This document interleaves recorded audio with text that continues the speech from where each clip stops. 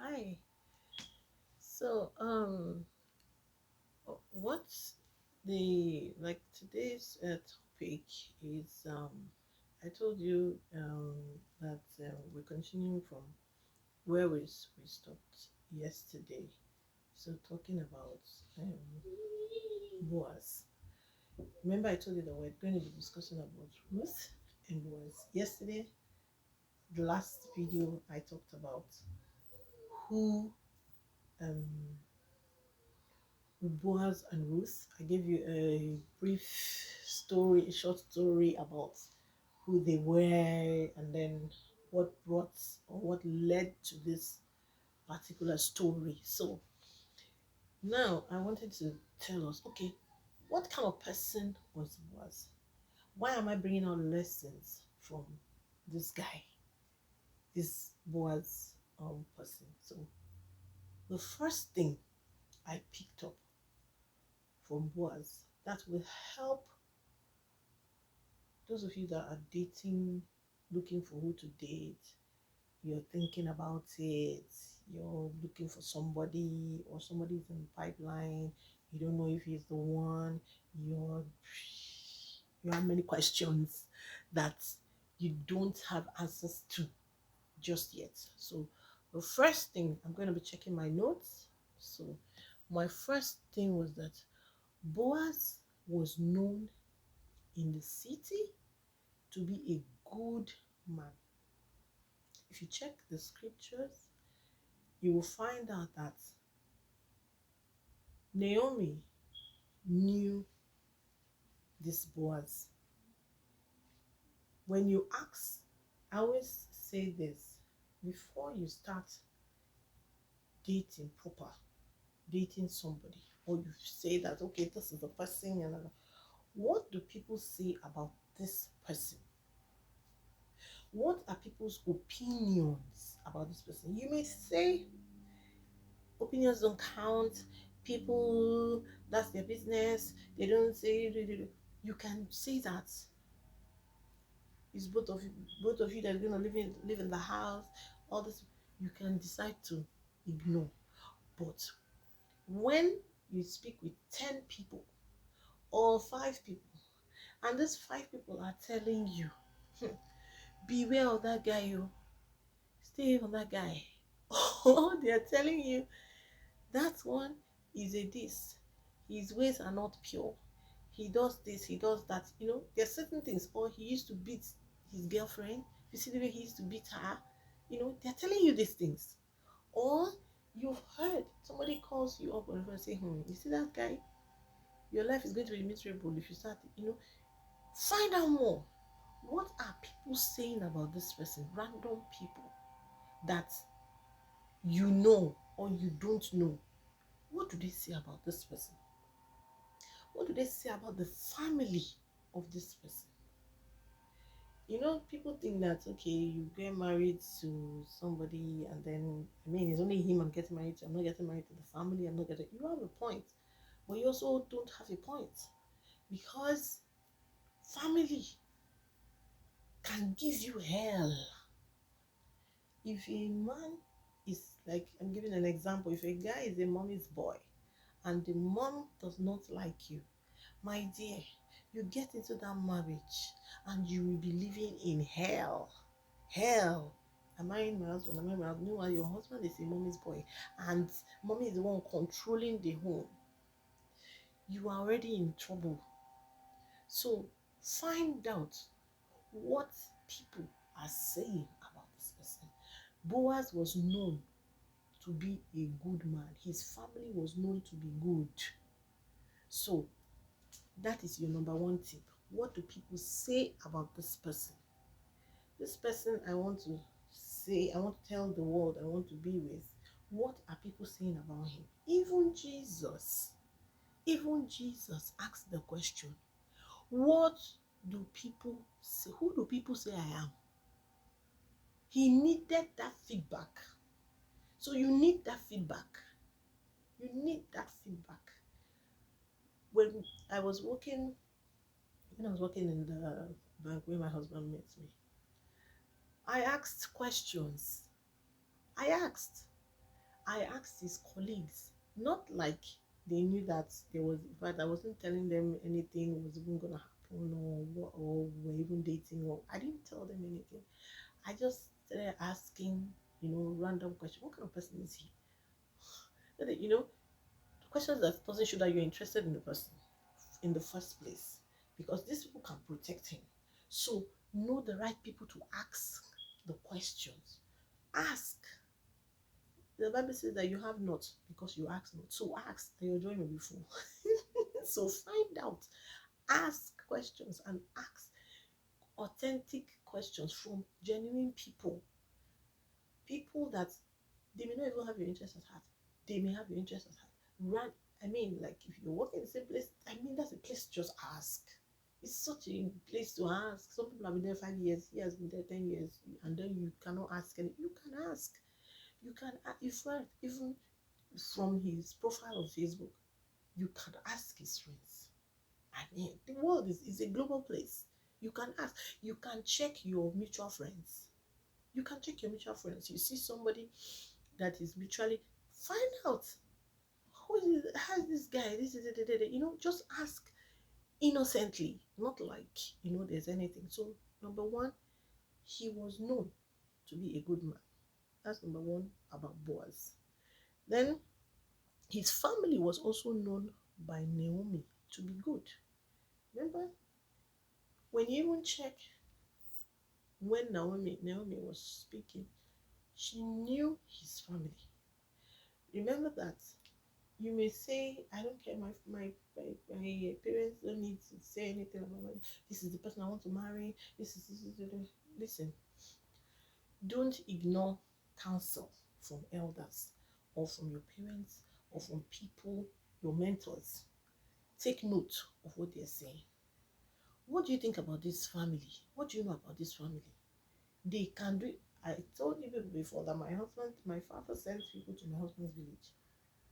Yes, he sent people to my husband's village to go find out who are these people. I don't know this family. I don't know anything about them. Please go and find out who these people. And he did that for his daughters. That was how my father was. Just to know, have a background about this person that wants to take my daughter. So, what does the families, what do you know about the family? What information do you have about the family? Okay? So, and the next thing, he protected Ruth. Boaz was a protector. I've said it in one of my videos that the male, they love to protect their women. The man loves to protect his woman. That is how they are wired. That is just how they are wired. In fact, in general, people will like protecting our own. I don't want to see my husband get hurt. I don't want that. But the males, they have that. They want to protect. They can stand in between. If you are talking to their wife anyhow, they will get in between you guys. That is how he protected Ruth. You see that night that Ruth came to him and said, be my Christmas redeemer, or cover me and all this. You know that if it was some other people, they would have blasted the whole thing. Can you imagine that girl, that 40-year-old girl, seeing me that is 80, she's coming to talk to me, does she know who I am? They would have taken it to something else. They would have, in fact, they wouldn't have protected her interest. Instead, he told her, look, sneak out, though. You are not supposed to be here. I'll do what is right. Just go. He protected her. He protected her. Even before all that, when she came to the threshing floor, what did he do? Do you remember what he did? He told all the guys, all his servants, look, this one, protect this one. He told her, I've told everybody, nobody should harass you. All these males, they should not, don't go to another field because you may be harassed there. But you see this field, you are protected here. You are covered here. So this man that you say you want to marry, what are the things that he has done to show that he's protecting you? What are the things? You are not yet dating. What are the things that he has done that shows you that this guy will protect me. You have not even, some guys, they kiss and next thing they tell the whole of Africa that, oh, I have done it. Listen to what they are saying. Any guy that has a loose tongue is telling you how he did this, how he did that with this one, how he did that, just by just, if I just friends, you just say that. Look, that one is, don't know. He talks so much. He said, oh, I've done this one, I've done this one, I've done it. Yapping. That's a no-no. He's not a protector. He doesn't protect his women. He doesn't. So that is not somebody that you want to date. That is not somebody that will protect your interest when you are married. That's not somebody. He's not a protector. So watch what he does. Watch what he does to protect your interest, to protect you. Okay? So is he a protector? Then the next one was that Boaz was a man of principles. Did you see how he said, look, I must make sure that I do this right. Ruth, calm down. I will do this right. He didn't say, now you've come here, okay, come, let us live together. Let me taste you first before I now go. And he didn't do that. He said, look, I'm going to do what is right. I'm going to meet this man, this person that's supposed to have you. If the person refuses to take you in, I will take you in. I will do what is right. I will provide for you. That is what he told her. So, what this person that you're dating, what are his principles? What are his principles? What are his values? What does he hold highly? What does he think generally speaking? Values in the office. Does he cut corners? Does he pay his bills? Does he basic things that people do? What does he do? He sees police coming and he blows, or he sees the red light on and he blows and goes. You think it's okay? It's not okay. It's not okay. What kind of person? They say speed at 40 miles, but he's speeding at 120. Those are little things that you think that don't matter. But what does he hold high? Boaz was a man of principles. He was a man, I will do what is right.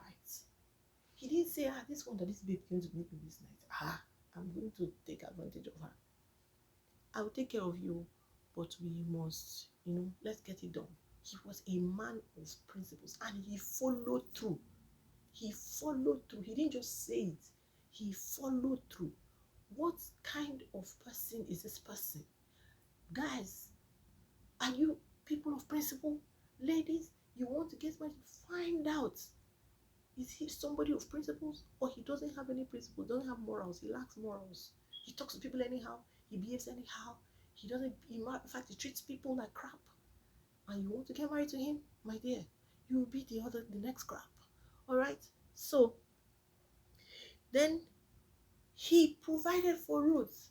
Remember, he provided for Ruth. She wasn't even married to him, but he provided. It takes me back to when I was working, and then when my husband, we're just friends in the office, and he would be paying for my food. Not that I couldn't afford it, because we had a canteen in the office. Not that I couldn't afford it. Not that I couldn't pay. I was paying it now before we even became friends. He would pay for my food. That's how men are. They want to provide. They want to. I'm not talking about somebody just pulling you gifts and that all those things are just crap. Trying to get you. Then once they get you, that's it. You are in trouble. Basic, like I'm telling you now, he was paying for my food. This food is not like the food was even expensive. Maybe I can't remember how much, but I think maybe it was 200 or I can't remember. It was, it wasn't something that was, but he was doing that. Anytime we meet in the canteen, he'd be the one to pay. He'd be the one to pay. I don't even, in fact, I'm like, you don't need to do it, but he was doing it. So if you check here, Boaz provided water for her, make sure that she was able to have water. He gave her food. He told her to even come and eat from where he was eating. I mean, this should show you a sign. What kind of things does he do? Those you say you are dating, and he can't do anything for you, anything that will show that this is something that, in fact, if you even tell him, come and pick me up at this, he will tell you, I can't fit it in. There is no commitment whatsoever, no provision. He doesn't do it. He can't even surprise you and even send you a data on your phone or something. As in, there is nothing to show that he's a provider. He doesn't have it in him. My dear, be wise. That's not how Boaz behaves. A Boaz provides before the marriage. I don't believe in buying, taking care of her bills, taking care of her this. You're not married to her, you do everything, pay her school fees, do the listen. I don't believe in all that. I don't believe in that. Women, I'll get to Ruth. That's for the next video. There's loading is Ruth. And how, ladies, you need to sit up. This video is just for Boaz. So I'm just addressing the guys. And then, ladies, how you can recognize a Boaz.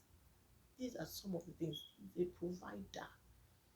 I'm not talking about people that will just, they're trying to buy you. You will know when somebody is trying to buy you. We are ladies now. We had them. They will buy you this, they'll send that to you, they'll send you that. In fact, my mom was not even sending me anything. The man, I'm like, he wasn't saying, buy what? In fact, it was only in special occasions, or one that he would get something for, but nothing. Wasn't doing all that. But I was asking questions, checking out how he was taking care of his father.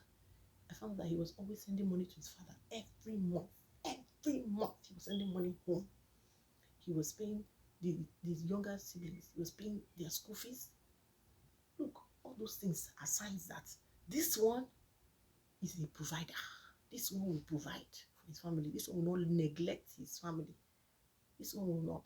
So Boaz, so another thing was that Boaz was working. In fact, the Bible said that he was a very wealthy man. It is not about he got one inheritance, but he was a wealthy man. He had his field. He had what he was doing. Adam, remember, I always go back to Adam. Adam had, God gave him work. He was working. So this guy, what is he doing? What is he doing? What genuine source of income does he have? Is he just sitting down idle and saying that, hoping for one big deal, hoping for one big money, hoping for one big job? Is he in that category? What is he doing? Boaz had something. Boaz was wealthy.